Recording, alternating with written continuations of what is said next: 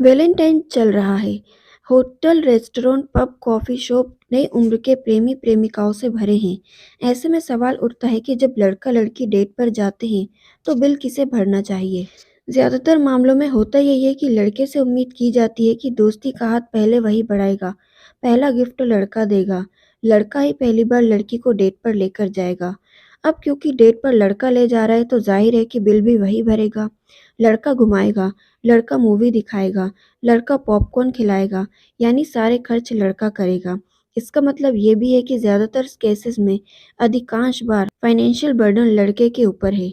लेकिन क्या ये सही है? ये सवाल मैं नहीं पूछ रही, ये सवाल लड़के और पुरुष दोनों अक्सर पूछते हैं।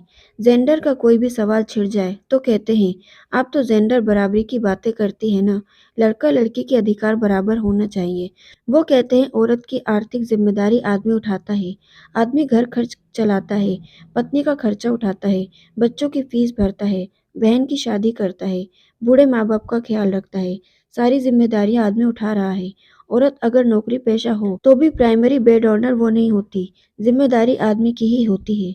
वैलेंटाइन वीक में एक दिन इंस्टा पर एक रील दिखी जिसमें एक लड़का लड़की अधिकारों का परिचय उठाने वाली लड़कियों को तकरीबन ललकार कर पूछ रहा था, तो इस वैलेंटाइन वीक में अपने बॉयफ्रेंड के साथ डेट पर जाओगी तो बिल कौन पे करेगा। वो कह रहा था कि लड़कियों को सिर्फ बराबरी चाहिए, जिम्मेदारी सारे लड़का ही उठाएगा। मैं सोचने लगी कि इतने सारे लड़के जो ये बात सोचते हैं उनमें कितना फैक्ट और कितनी सच्चाई है। जाहिर है कि बिल लड़का ही क्यों भरे, घर की मेजर फाइनेंशियल रिस्पॉन्सिबिलिटी पुरुष की क्यों उठाए, ये जिम्मेदारी साझा क्यों नहीं होनी चाहिए, पैसे कमाने का बोझ हमेशा लड़कों के सिर पर ही क्यों होना चाहिए। ये सवाल गलत नहीं है, लेकिन फिर भी इनमें एक गलती है, क्योंकि सवाल गलत तरीके से पूछा जा रहा है। इसकी फ्रेमिंग गलत है। सवाल ये नहीं है कि बिल लड़का क्यों पे कर रहा है, सवाल ये है कि लड़के के पास लड़की से ज्यादा पैसे क्यों हैं? दुनिया की 90% वेल्थ यानी संपदा पर लड़कों का अधिकार क्यों है? आपके ऑफिस में 95% टॉप लीडरशिप पोजीशन पर सारे पुरुष ही क्यों हैं? पूरी दुनिया में पुरुषों की सैलरी महिलाओं से 200 गुना ज्यादा क्यों है? पिता की प्रॉपर्टी, जमीन, घर, बैंक बैलेंस सब बेटे को ही क्यों दिया जाता है? बेटा बेटी दोनों को बराबर क्यों नहीं मिलता? जितनी खेती की जमीन है पूरे देश में 88% पुरुषों के नाम पर ही रजिस्टर्ड क्यों है? फाइनेंशियल हेल्थ नेटवर्क की 2022 की रिपोर्ट कहती है कि पूरी दुनिया में हर 50 में से एक महिला फाइनेंशियली हेल्दी है, फाइनेंशियली इंडिपेंडेंट नहीं। फाइनेंशियली हेल्दी कहने का आशय है कि किसी महिला का महीने के 10,000 रुपये कमाना भी आर्थिक आत्मनिर्भरता में तो गिना जा सकता है, लेकिन इतना पैसा नहीं कि वो अपनी सारी फाइनेंशियल जिम्मेदारी एक महिला उठा सके। इस रिपोर्ट के मुताबिक कोविड पैंडेमिक के बाद पूरी दुनिया में महिलाएं आर्थिक रूप से और पिछड़ गई हैं। मैकेंजी की रिपोर्ट कहती है कि कोविड के बाद हर 4 वर्किंग वुमेन में से एक जॉब मार्केट से आउट हो गई। ये वर्ल्ड बैंक का डेटा जो कह रहा है कि 2010 से 2020 के बीच भारत में वुमेन एम्प्लॉयमेंट रेट 26% से घटकर 19% हो गया, यानी 7% औरतें जॉब मार्केट से गायब हो गई। इस वक्त देश की सिर्फ 19% महिला आबादी जॉब मार्केट में है और उनमें भी टॉप लीडरशिप पदों पर 1% से भी कम। ये तब हो रहा है जब पिछले कुछ दशकों में हायर एजुकेशन से लेकर प्रोफेशनल एजुकेशन तक में महिलाओं की हिस्सेदारी 40% से ज़्यादा बढ़ी है। लड़कियां स्कूल कॉलेज में टॉप कर रही हैं, लेकिन शिक्षा में उनका आगे बढ़ना नौकरी और पुरुषों के बराबर सामाजिक आर्थिक सफलता में तब्दील नहीं हो पा रहा। शादी और बच्चों की जिम्मेदारी निभाने के लिए नौकरी महिलाएं छोड़ रही हैं। कम घंटों और कम जिम्मेदारियों वाला काम महिलाएं ही चुन रही हैं, ताकि वो बच्चे पाल सके और घरेलू जिम्मेदारियां पूरी कर सके।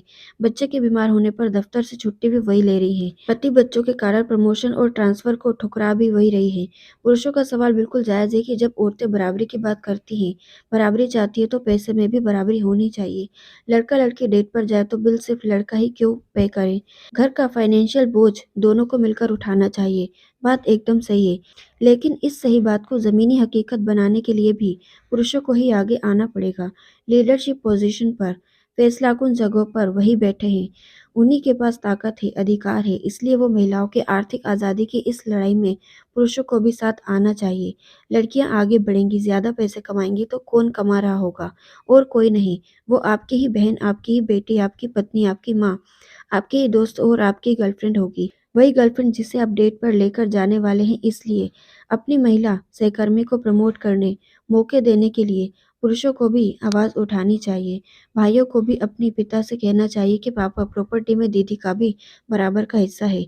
जब लड़की की जेब में लड़कों के बराबर पैसे होंगे, जब लड़कियों के नौकरी करने, आगे बढ़ने, प्रमोशन, इंक्रीमेंट पाने के चांसेस लड़कों के बराबर होंगे, उसकी फाइनेंशियल सिक्योरिटी लड़कों के बराबर होगी, जब शादी, प्रेगनेंसी, घर संभालने के लिए औरत को नौकरी छोड़कर घर नहीं बैठना होगा, तो वो भी पैसों की ज़िम्मेदारी बराबरी से निभाएँगी। फिर वो भी आपको डेट पर भी ले जाएँगी, रेस्टोरेंट का बिल भी भरेंगी, अपना पेट्रोल खर्च करके आपको गाड़ी में भी घुमाकर लाएँगी और शादी के बाद घर और बच्चों की साझी ज़िम्मेदारी भी उठाएँगी। लेकिन ये तभी मुमकिन होगा जब लड़के सही सवाल पूछेंगे, क्योंकि सवाल ये नहीं कि बिल लड़का ही क्यों पे करे, सवाल ये है कि ज़्यादा पैसा लड़के के ही पास क्यों है। सोचिएगा इस बारे में। इसके साथ ही वैलेंटाइन डे की आपको बहुत सारी शुभकामनाएँ।